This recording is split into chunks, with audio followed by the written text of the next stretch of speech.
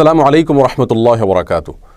ইন্নাল হামদুলিল্লাহ ওয়াসসালাতু ওয়াসসালামু আলা রাসূলিল্লাহ ওয়া আলা আলিহি ওয়া আসহাবিহি ওয়া মান ওয়ালাহ, আম্মা বাদ। সুপ্রিয় দর্শক শ্রোতা ভাই বোন, পয়লা বৈশাখ উপলক্ষে সরকারি অথবা বেসরকারি চাকরিজীবীদের জন্য বৈশাখী ভাতা নামে যে ভাতা প্রদান করা হয়ে থাকে, সেই ভাতা গ্রহণ করা একজন মুসলমানের জন্য কি জায়েজ নাকি না জায়েজ? এই প্রশ্নের উত্তর জানার আগে একটি কমন কথা আমরা জেনে রাখি, আর তা হলো পয়লা বৈশাখ উপলক্ষে প্রচলিত মঙ্গল শোভাযাত্রা থেকে নিয়ে যত প্রকার সংস্কৃতি আছে, এসব সংস্কৃতিগুলো মূলত একটি বিশেষ ধর্মের মানুষের ধর্মীয় কৃষ্টি, কালচার এবং সংস্কৃতি অথবা তার সাথে সাদৃশ্যপূর্ণ বিষয়। আরেকজন মুসলমানের জন্য অন্য কোনো ধর্মের মানুষের ধর্মীয় কৃষ্টি, কালচার, সংস্কৃতিকে অথবা তার সাথে সাদৃশ্যপূর্ণ কোনো কিছুকে গ্রহণ করা কোনো অবস্থাতেই জায়েজ নাই। রাসূল করিম সাল্লাল্লাহু আলাইহি ওয়াসাল্লাম পরিষ্কারভাবে জানিয়েছেন, মান তাশাব্বাহা বিকওমিন ফাহুয়া মিনহুম।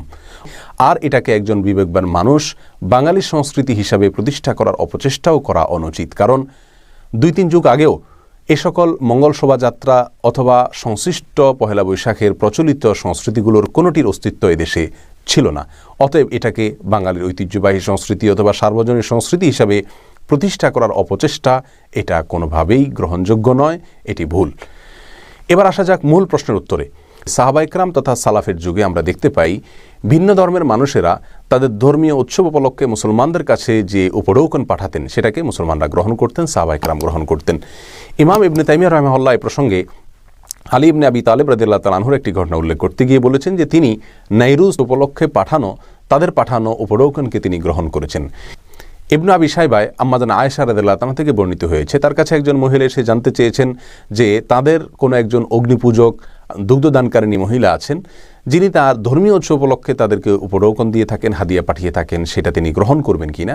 এ প্রসঙ্গে আয়েশা রাদিয়াল্লাহু তাআলা তাকে যে নির্দেশনা দিয়েছিলেন তা ছিল এরকম যে তোমরা তাদের পাঠানো ফলমূল এগুলোকে গ্রহণ করবে।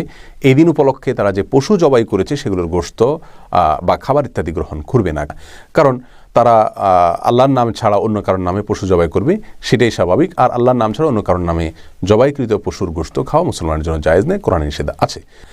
এছাড়া আবি বারজা রাদিয়াল্লাহু তাআলা আনহু নামে একজন সাহাবী ছিলেন, যার প্রতিবেশীদের অনেকেই অগ্নিপূজক এবং ভিন্ন ধর্মের অনুসারী ছিলেন। তাদের ধর্মীয় উৎসব উপলক্ষে তারা উপঢৌকন পাঠাতেন তার বাসায়।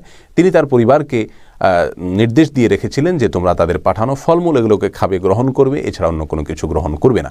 এই সকল ঘটনাগুলোকে সামনে রাখলে যে বিষয়টি আমাদের কাছে পরিষ্কার হয় তা হলো, উপলক্ষ যদি নিষিদ্ধ হয় এবং খারাপ কোনো উপলক্ষও হয়, তথাপি যদি সেই উপলক্ষকে কেন্দ্র করে কোনো উপঢৌকন দেওয়া হয়, সেই উপঢৌকনটার ভেতরে যদি মন্দ কোনো বিষয় দিক না থাকে, হারাম কোনো বিষয় না থাকে, সরাসরি উপঢৌকনটা যদি ব্যবহার করা হারাম না থাকে, তাহলে সেটা গ্রহণ করাতে ইসলামী শরিয়াতে বাধা বা নিষেধ নাই।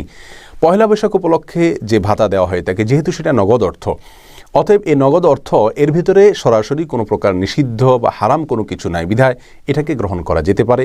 এটাকে গ্রহণ করার পরে কোন খাতে ব্যয় করা হচ্ছে সেটা হলো সবচেয়ে বড় ব্যাপার।